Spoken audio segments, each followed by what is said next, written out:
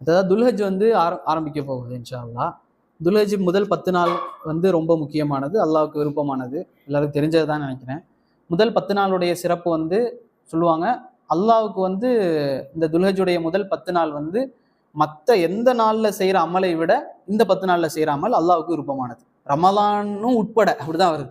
ரமலான்ல செய்யறது வந்து சிறப்பானது தான். லைலத்துல் கதிர்ல நமக்கு தெரியும் 1000 மாதங்களை விட சிறப்பான ஒரு இரவு.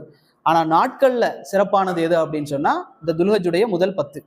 இதுல செய்யக்கூடிய எந்த நன்மையா இருந்தாலும் சரி, நோன்பா இருந்தாலும் சரி, தொழுகையா இருந்தாலும் சரி, திக்ரா இருந்தாலும் சரி, சதக்கா எதுவா இருந்தாலும் சரி, இந்த நாள்ல செய்யக்கூடிய நன்மை வந்து அல்லாஹ்வுக்கு விருப்பமானது.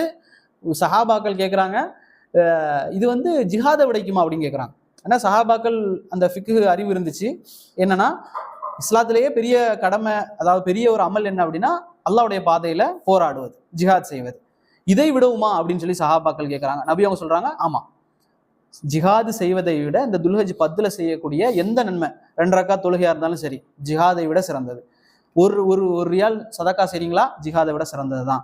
ஆனா ரசூலுல்லாஹ் சொல்றாங்க, எதை விட சிறந்தது இல்லை அப்படின்னா, ஜிஹாதுக்கு ஒருத்தர் போறாரு, போய் மௌத்தாயிட்டார், உயிரை கொடுத்துட்டாரு, தன்னுடைய உடமையும் கொடுத்துட்டாரு, மௌத்தாயிட்டாருன்னா அவருக்கு கிடைக்கிற நன்மை அளவுக்கு உங்களுக்கு கிடைக்காது.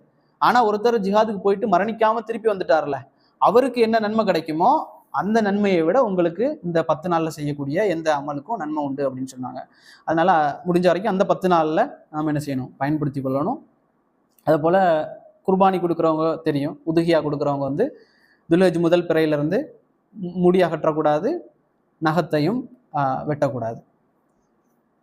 அது ஆடு கொடுக்கலாம், மாடு கொடுக்கலாம், ஒட்டகம் கொடுக்கலாம், தெரிஞ்சது தான்.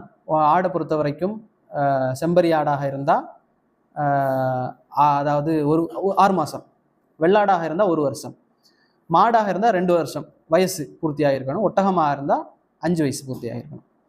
இதுதான் அதனுடைய சட்டம். இதில் வந்து அதிகப்படியாக குருடு இருக்கக்கூடாது, நொண்டி இருக்கக்கூடாது, ரொம்ப மெல்லியதாக ஒல்லியாக இருக்கக்கூடாது, காது கண் இது போன்ற வால் போன்றவைகள் வந்து என்ன சொல்லுவாங்க, அடிபட்டு குறை இல்லாமல் இருக்கணும்.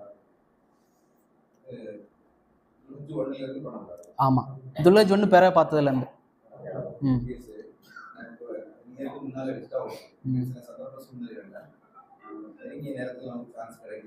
அப்போ இருந்து நீயத் வச்சதுல இருந்து, எப்போ நீயத் வைக்கிறோமோ அப்போ இருந்து அதை ஆரம்பிச்சிடும். இது வந்து அதாவது தொழுகை முடிஞ்சதுக்கு பிறகு தான் கொடுக்கணும். நோன்பு பெருநாளுடைய அது என்ன ஃபித்ரா வந்து தொழுகைக்கு முன்னால கொடுக்கணும். இது வந்து தொழுகைக்கு பிறகு தான் கொடுக்கணும். தொழுகைக்கு முன்னால ஒருத்தர் கொடுத்துட்டார் அப்படின்னா அவர் இன்னொரு வாட்டி கொடுக்கணும்னு நபி அவங்க சொன்னாங்க. தொழுகைக்கு முன்னால கொடுத்தா அது உதுகியாவாக கருதப்படாது, தொழுகைக்கு பிறகு தான் கொடுக்கணும். அதே போல அந்த 13வது பிறைக்கு முன்னால, இந்த 10 ஆரம்பிச்சு 11, 12, 13க்குள்ள அவர் என்ன செய்யணும், கொடுத்துருக்கணும். அல்லாஹு ஆலம். எது பாய் 15 16 16 இந்தியாவில் 17 16